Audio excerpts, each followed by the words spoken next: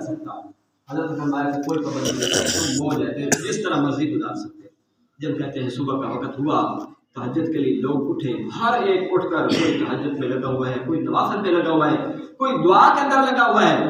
حضرت مولانا رشید احمد گنگوہی رحمۃ اللہ علیہ فرماتے ہیں جب میں نے یہ منظر دیکھا کہ سارے اللہ والے بوڑھے میرے سے کمزور وہ سب کے سب دعا کر رہے ہیں، کوئی تہجد پڑھ رہا ہے، کوئی اشراق پڑھ رہا ہے، کوئی جناب نوافل کے اندر مصروف ہے، تو کہتے ہیں مجھے بڑی شرم آئی، بڑی تو شرم کی بات ہے، میں سویا رہا ہوں اور سب کے سب نوافل کے اندر ہیں. تو میں بھی اٹھا، میں نے بھی وضو کیا اور پھر اس کے بعد تہجد کی نماز ادا کی. تو اس کے بعد جب تیسرا دن ہوا تو میں نے خود کا کہا حضرت مجھے اپنا مرید بنا. تو بات کیا ہے، جب انسان کسی ایسی جگہ پر ہوتا ہے جو ماحول کے اندر رہتا ہے تو ماحول کے اندر سمجھنا کیا ہو جاتا ہے، آسان ہو جاتا ہے. یہ جماعت جو تبلیغ کا کام ہے یہ لوگوں کو دنیا داری سے نکال کر مسجد کے ماحول کے اندر لایا جاتا ہے. اب دیکھو نا دنیا کے اندر باہر بھی بیٹھ کر بات سمجھا دیتے ہیں. دیکھو مختصر بات کی جاتی ہے، بھائی اللہ کے رسول کی بات ہو رہی ہے، آپ ہمارے ساتھ تشریف لے جائیں، آپ بیٹھ کر سنیں، آپ کا فائدہ ہوگا. بات اتنی ہے، دعوت اتنی ہے، لمبی چوڑی دعوت نہیں ہے، نماز پڑھا کرو، فلاں کرا کرو، فلاں نہیں، کچھ نہیں ہے. ہاں اس کو ماحول کے اندر لایا جاتا ہے. جب وہ ماحول کے اندر آ گیا تو پھر کیا ہو گیا، آپ اس سے ہر کام کرا سکتے ہیں، وہ خود بخود کرے گا کیونکہ ماحول بن گیا. تو بھائی دوستوں بزرگوں، یہ جو رمضان شریف کا مہینہ ہے یہ اللہ تعالیٰ نے نیکیوں کا ایک ماحول بنا دیا ہے، کتنا آسان کر دیا. حدیث پاک میں آتا ہے اللہ پاک جل جلالہ جب رمضان شریف کا مہینہ آتا ہے تو اللہ کیا کرتے ہیں، فتحت ابواب السماء، آسمان کے دروازے کھول دیتے ہیں. اور ایک روایت میں ہے کہ فتحت ابواب الجنہ، جنت کے دروازے کھول دیے جاتے ہیں. وجہ جنت کا دروازہ کیوں کھلتا ہے، وجہ کیا ہے کہ نیکی ہوتی ہے. جب نیکی انسان کرتا ہے تو نیکی کی وجہ سے جنت خود بخود دروازے اس کے کھلتے چلے جاتے ہیں.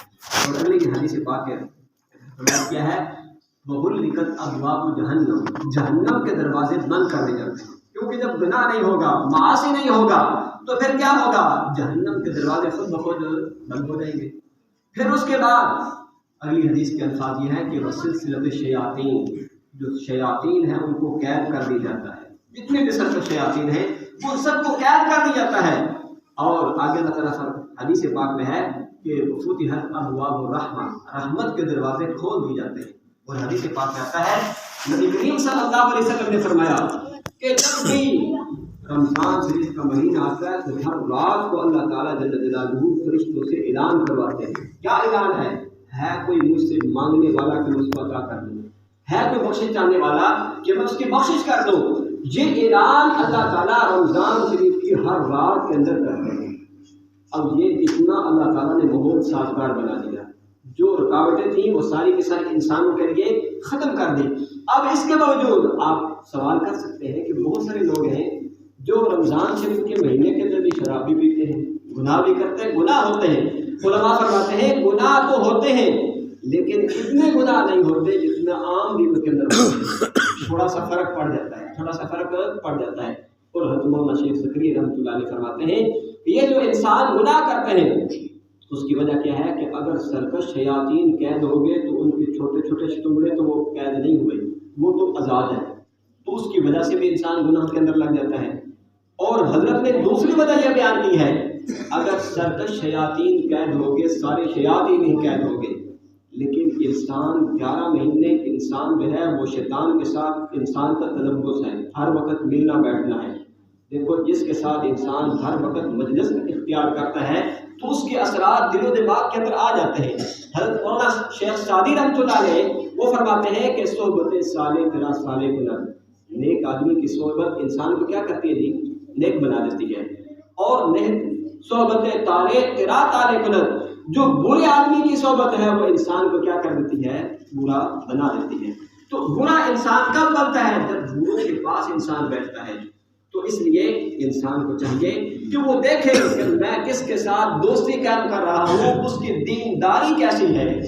ہم جو دنیا کے اندر دوستیاں قائم کرتے ہیں یاد رکھیں یہ ساری کی ساری دنیا داری پر قائم ہے. کسی کی کوٹھی اچھی دیکھی، محبت قائم کی، جناب دوستی قائم ہو گئی.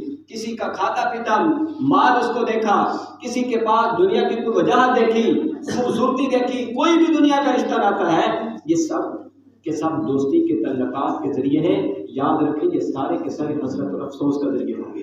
کیونکہ اللہ تعالیٰ اپنے قرآن میں فرماتے ہیں الاخلاء یومئذ بعضهم لبعض عدو الا المتقون، جتنی بھی دوستیاں ہیں دنیا کے اندر وہ ساری کی ساری وہ دشمنیوں کے اندر تبدیل ہو جائے گی. کیسے؟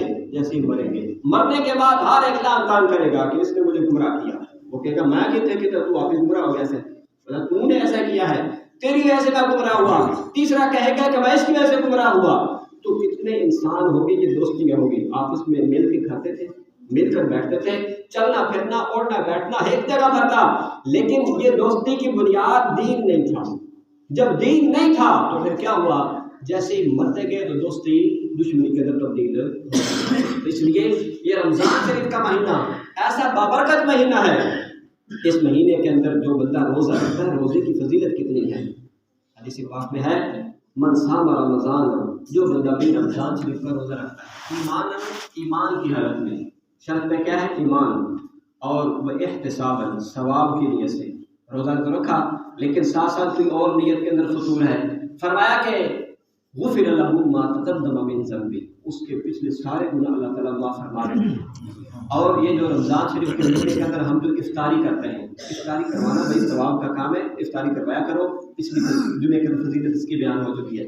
تو جو ہم رمضان شریف کے مہینے کے اندر افطاری کرتے ہیں، افطاری کے وقت اللہ تعالیٰ ایسے 10 لاکھ آدمیوں کو جہنم سے آزاد کرتے ہیں جن کو جہنم والا ہو چکی ہوتی ہے. اور جب رمضان شریف کے مہینے کے اندر جمعہ کا دن آتا ہے، جیسے آج جمعے کا دن ہے، تو اس جمعے کی ہر گھڑی کے اوپر اللہ 10 لاکھ آدمیوں کو جہنم سے آزاد کرتے چلے جاتے ہیں.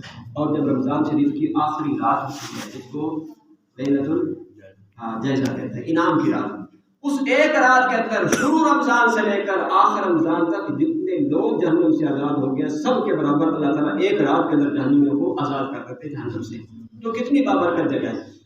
اور حدیث پاک کہتا ہے الصوم جنۃ، روزہ ایک ڈھال ہے. روزہ کیا ہے؟ ایک ڈھال ہے. اور ڈھال کے ذریعے سے جو مجاہد ہوا کرتا ہے وہ اپنی حفاظت کرتا ہے، تو کوئی تیر نہ آ جائے، کوئی نیزہ نہ آ جائے، انسان اس کی حفاظت کرتا ہے. تو روزہ رکھ کر انسان جو ہے وہ شیطانی وسوسوں سے اور شیطانی حملوں سے، گناہوں سے انسان بچتا ہے. اور اگلی بات یہ ہے کہ یہ روزہ جو ہم رکھتے ہیں یہ اس کے اندر بہت سارے فوائد ہیں. اللہ تعالیٰ کی رضا کو حاصل ہوتی ہے. ہر بندے کو پتہ ہے اللہ تعالیٰ خوش ہوتے ہیں. کیا روزہ اتنی فضیلت والا، کتنی حدیث کے اندر فضیلت ہے.